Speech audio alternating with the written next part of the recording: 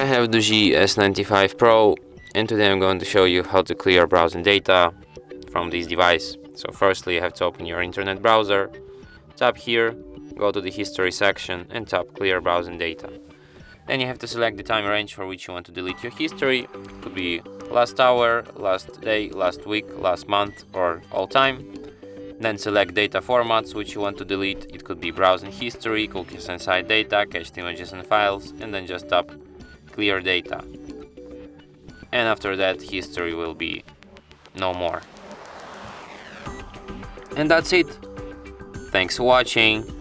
If you find this tutorial useful, don't forget to hit that like button and subscribe to our channel.